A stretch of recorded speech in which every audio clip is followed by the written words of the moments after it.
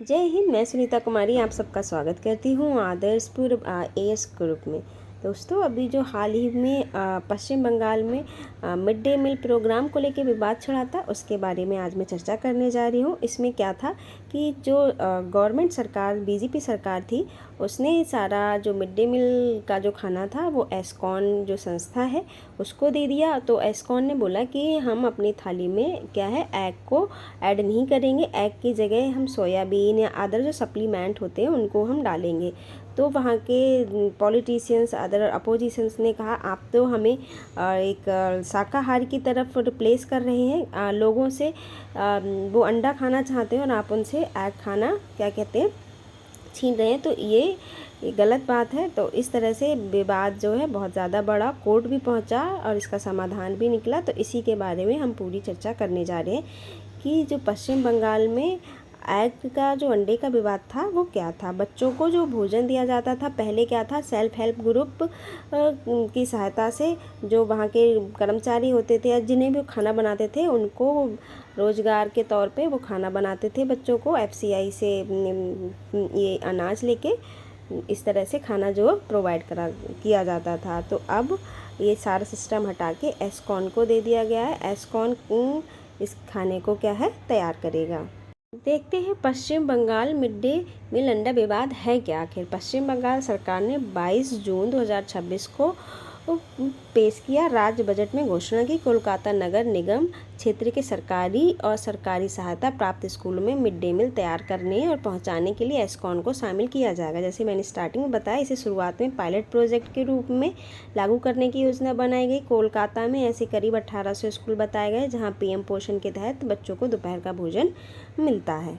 हम सबसे पहले बात कर लेते हैं मिड डे मील योजना है क्या। हमको पता भी होना चाहिए ना मिड डे मील योजना है क्या। तो क्या है, प्रधानमंत्री पोषण शक्ति निर्माण यानी पीएम पोषण, जिसे पहले मिड डे मील योजना के नाम से जाना जाता था। भारत सरकार ने एक निःशुल्क विद्यालय भोजन योजना है। इसका उद्देश्य बच्चों को पौष्टिक भोजन उपलब्ध कराकर कुपोषण कम करना, स्कूलों में नामांकन बढ़ाना और छात्रों की नियमित उपस्थिति सुनिश्चित करना है। ये योजना 15 अगस्त 1995 को भारत सरकार द्वारा शुरू की गई थी और आज ये दुनिया का सबसे बड़ा स्कूल भोजन कार्यक्रम मानी जाती है। वर्तमान में इस योजना के तहत देश भर के 11 करोड़ से अधिक बच्चों को 11 लाख से अधिक सरकारी और सरकारी सहायता प्राप्त विद्यालयों में इसका लाभ दिया जाता है।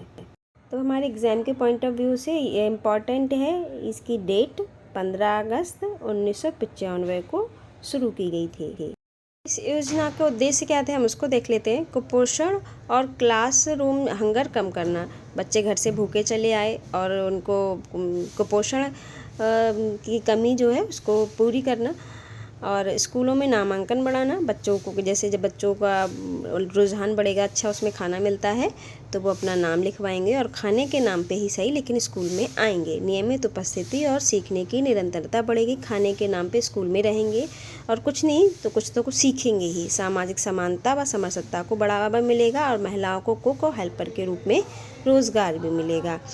और वित्त पोषण संचालन क्या है, केंद्र और राज्य सरकारें मिलकर खर्चा वहन करती हैं। इसमें कुछ केंद्र कुछ राज्य सरकारें इसमें होता है। सामान्य राज्य इसमें जो दिया गया है 60 और 40 के रेशियो से पैसा खर्च किया जाएगा।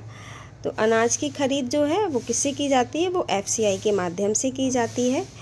ये योजना बच्चों के पोषण, शिक्षा, उपस्थिति, सामाजिक समानता और महिला सशक्तिकरण 5 लक्ष्यों के साथ लेकर आगे चलती है। इसकी जो प्राथमिकता है कक्षा 1 से कक्षा 5 तक के बच्चों के लिए और उच्च प्राथमिक विद्यालयों में कक्षा 6 से कक्षा 8 तक के बच्चों के लिए योजना ये प्रोवाइड की जाती है। तो इसका भोजन बनाने के लिए एस्कॉन संस्था को बोला गया है। तो हम सबसे पहले ये जानते हैं एस्कॉन है क्या।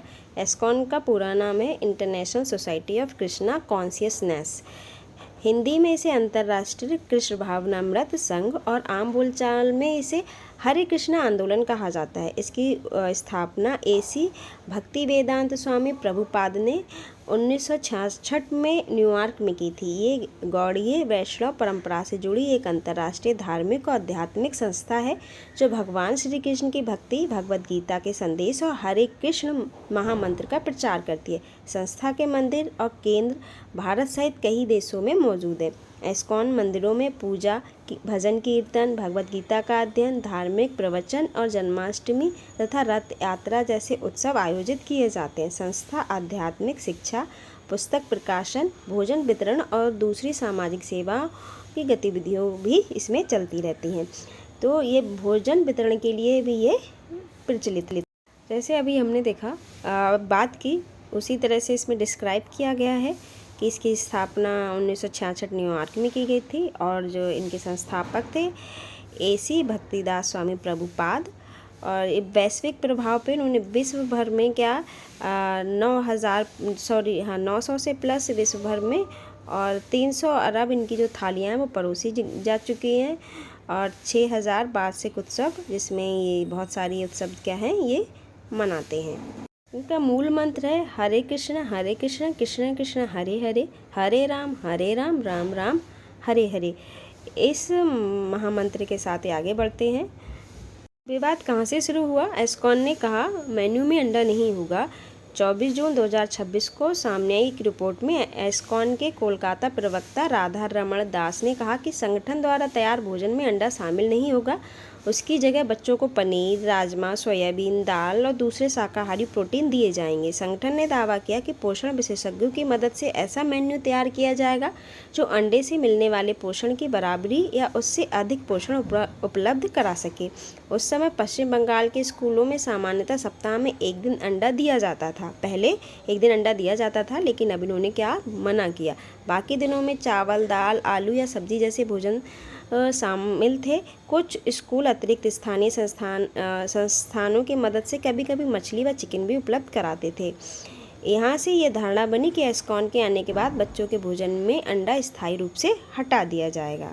इसके साथ ही सरकार ने बजट बढ़ा दिया। पहले जो एक भोजन के लिए, एक बच्चे के लिए 6.78 रुपये दिया जाता था, उससे बढ़ा के 10 रुपये की घोषणा कर दी।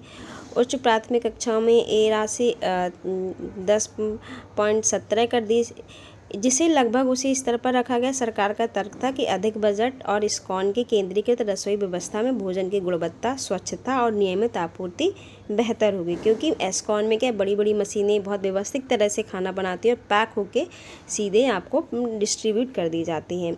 वैसे आप सुनने को मिलता है कि उसमें सूड़ी मिल गई, गले चावल या बासी खाना, इस तरह से कई जगह आपने न्यूज़ में सुना होगा कि मिड डे मील इस तरह से लोगों को मिलता भी है, बच्चों को। तो उसको ध्यान में रखते हुए सरकार ने इसमें दिया। लेकिन कुछ लोगों का कहना है कि इसमें आपने बजट बढ़ाया, अंडा सस्ते में मिल जाता था, प्रोटीन वहीं आपको महंगी मिलेगी।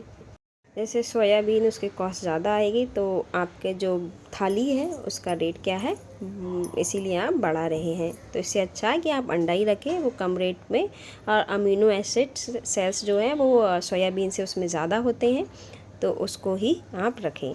कुछ वहाँ की जो उनका कहना है। चलिए देख लेते हैं 8 जुलाई को ये मामला है।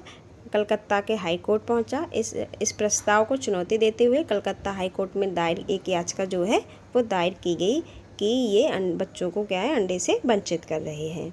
इसके बाद सरकार एस्कॉन के बीच बचाव में आई और ये डिसाइड किया गया कि उड़ीसा मॉडल के द्वारा पश्चिम बंगाल में भी अंडा दिया जाएगा। वहाँ भी एस्कॉन ही खाना प्रोवाइड करती है, बट अंडा वो दूसरे तरह से प्रोवाइड किया जाता है। सरकार करती है या फिर कोई और संस्था करती है। तो उड़ीसा मॉडल और वो देखते हैं। विरोध करने के बाद 29 जून 2026 को खबर आई कि पश्चिम बंगाल का स्कूल शिक्षा विभाग उड़ीसा जैसी व्यवस्था पर विचार कर रहा है। इस मॉडल में एस्कॉन या उससे जुड़ी संस्था शाकाहारी भोजन तैयार करती है, जबकि स्कूल स्थानीय समूह के अंडे खरीदने, अलग से परोसने के लिए अतिरिक्त पैसा दिया जाता है। इस समाधान का उद्देश्य 2 व्यवस्थाओं को साथ चलाना है। एस्कॉन अपनी धार्मिक भोजन पद्धति के अनुसार शाकाहारी खाना तैयार करे और बच्चों से अंडे का पोषण भी ना छीना जाए। तो इस तरह से विचार बना है। सोयाबीन और अंडे की कहानी, इनकी तुलना की गई है। एक उबले अंडे में 6.3 ग्राम प्रोटीन और 78 कैलोरी होती है। वहीं 100 ग्राम पका सोयाबीन में 16 से 18 ग्राम प्रोटीन, 170 कैलोरी होती है और 6 ग्राम फाइबर होता है। तो अंडे की खास बात है उच्च गुणवत्ता वाला, आसानी से पचने वाला प्रोटीन, सभी ज़रूरी अमीनो एसिड्स मौजूद होते हैं, विटामिन B12, विटामिन D और कॉलिन और सेलेनियम मिलता है। बच्चों के मस्तिष्क, हड्डियों और विकास के लिए क्या है, ये उपयोगी है। सोयाबीन की खास बातें, अच्छा और किफ़ायती प्रोटीन स्रोत है, कंप्लीट प्रोटीन है, सभी आवश्यक अमीनो एसिड मौजूद हैं, फाइबर, आयरन और असंतृप्त वसा मिलती है, यानी इसमें जो है कोलेस्ट्रॉल बिल्कुल भी नहीं होता है। और कहाँ कमी रह जाती, केवल सोयाबीन से अंडे जैसा पूरा पोषण जो है वो नहीं मिलता है। सोयाबीन में प्राकृतिक रूप से विटामिन B12 नहीं होगा, विटामिन D बहुत कम होगा, इसीलिए ये अंडे का पूरा पोषण विकल्प नहीं है। ये सारा विवाद क्या चला था। तो भारत के अलग अलग राज्य में योजना चलाई जा रही है, तो क्या सब में अंडा रखा जाता है? हर राज्य में नहीं, हर अलग अलग राज्य का अलग अलग मेन्यू है। चलिए देखते हैं। उत्तर प्रदेश में क्या क्या दिया जाता है, रोटी, चावल, दाल, मौसमी सब्जी और खिचड़ी। सप्ताह में एक दिन 200 ml दूध और एक दिन ताज़ा मौसमी फल दिया जाता है।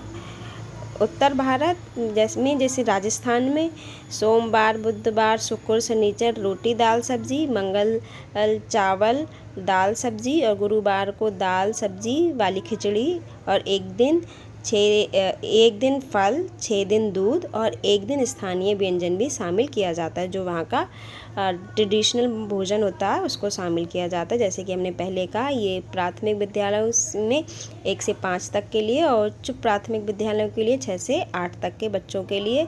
प्राथमिक विद्यालयों में 450 कैलोरी के लिए भोजन बच्चों में एक पोषण मिलना चाहिए और 6 से 8 के लिए 700 ग्राम कैलोरी क्या है, मिलना चाहिए। इसमें 20 ग्राम प्रोटीन और इधर 12 ग्राम प्रोटीन होनी चाहिए। भारत के पूर्वी राज्यों की बात करते हैं। सबसे पहले बिहार की। बिहार में हरी सब्जी वाली मिश्रित दाल, आलू, सोयाबीन और चावल, लाल चना, चावल मिश्रित दाल और चावल, लाल चना प्लस एक उबला अंडा और हरी सब्जी, खिचड़ी और चोखा। चोखा वहाँ का ट्रेडिशनल फूड है, तो एक ट्रेडिशनल फूड ऐड किया गया है। पश्चिम बंगाल में अभी हमने बात की, क्योंकि ये सब जो है आइस्कॉन वहाँ पे बना रहा है। अभी पायलट प्रोजेक्ट कोलकाता में स्टार्ट किया गया है। उड़ीसा मॉडल लिया गया है, तो उड़ीसा में क्या क्या दिया जाता था, चावल, दाल, सोया बड़ी की सब्जी और अंडा कड़ी। अप्रैल 2025 से पोषण युक्त लड्डू और एक अतिरिक्त अंडे के लिए अलग से क्या है उसमें बजट डाला गया। अंडा ना खाने वाले बच्चों के लिए एक क्या है, फल मिलेगा। पूर्वोत्तर राज्य में असम की हम बात करते हैं। चावल, दाल, हरी सब्जी, खिचड़ी, पुलाव, सोया, अंडा करी।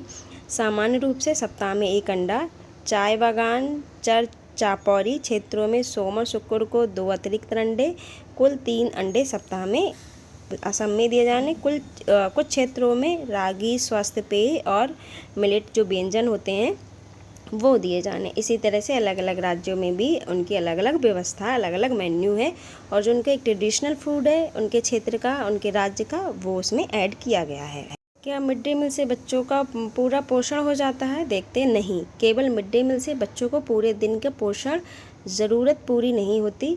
PM पोषण एक सहायता भोजन कार्यक्रम है, एक सहायता है मिलती है इससे बच्चों को, जिसका उद्देश्य स्कूल के समय बच्चों की भूख कम करना और उनके दैनिक भोजन में अतिरिक्त कैलोरी तथा प्रोटीन जोड़ना। योजना के तहत प्राथमिक कक्षाओं के भोजन में कम से कम 450 कैलोरी और 12 ग्राम प्रोटीन, जबकि उच्च प्राथमिक विद्यालय में 700 ग्राम कैलोरी और 20 ग्राम प्रोटीन देने का मानक है। बाकी पोषण बच्चों को सुबह और शाम घर में मिलने वाले भोजन से पूरा करना चाहिए। तो ये क्या है, मिड डे मील योजना के बारे में पूरी हमने जानकारी ले ली, यानी PM पोषण योजना। तो आपको हमारा वीडियो कैसा लगा, अपना बहुमूल्य सुझाव दे के अवश्य बताएं। और हाँ, अगर अभी तक आपने हमारा चैनल सब्सक्राइब नहीं किया है सो प्लीज़ सब्सक्राइब कर लें, लाइक करें, कमेंट करें और दोस्तों के साथ शेयर ज़रूर करें। धन्यवाद।